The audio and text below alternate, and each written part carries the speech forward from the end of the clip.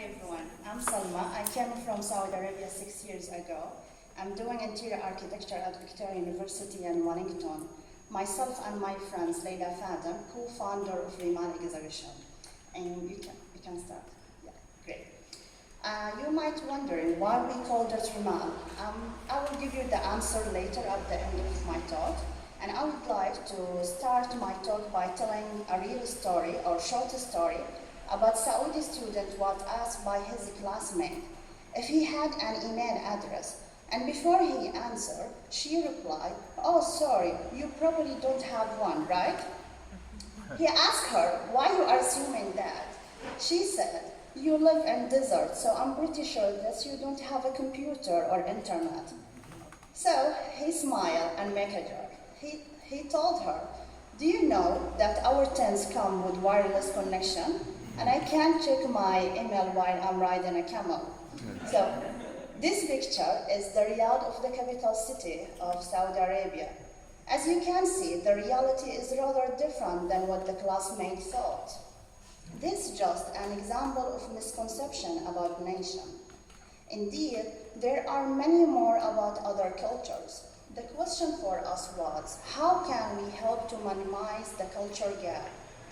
We have organized a few casual events to encourage intercultural learning.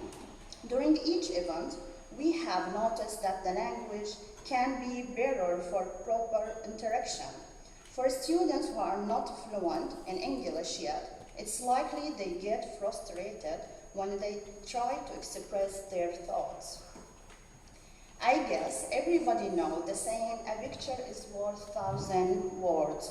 Well, as a photographers, we thought maybe photography can be the solution. So me and Lila established the first Remal exhibition in 2013 at Ottawa Center in Auckland. Then we moved it down to Wellington at Victoria University. A week before the exhibition, we invited a student to join our team, not just to put things in a place, but also to mingle with visitors and have a short talk with them whenever it's possible.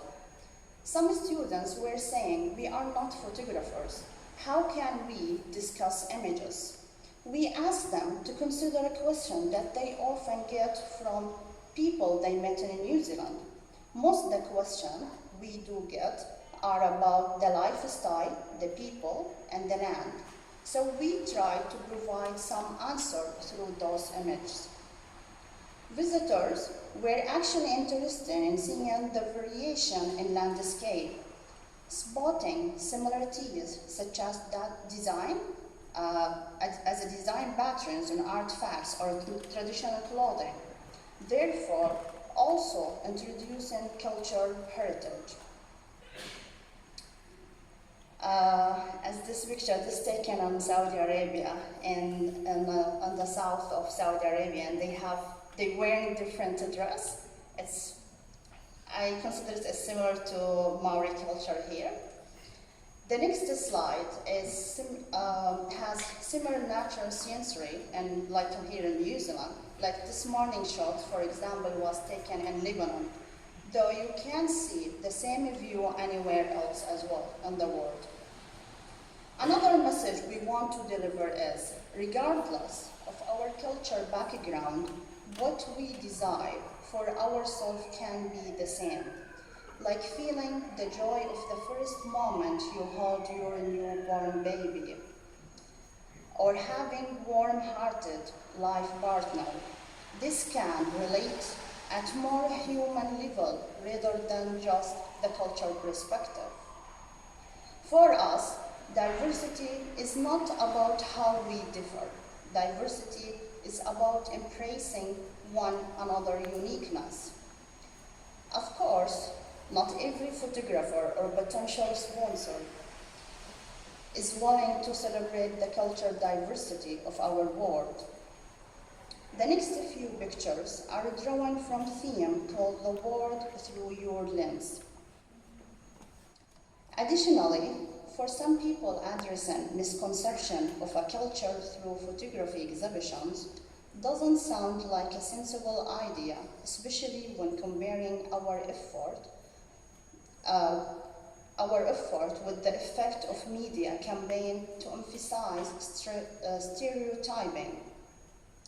Well, we do believe that little drops of water can make the mighty ocean. So as seen on the previous slides or the photos, we wanted to find similarities between culture and other cultures.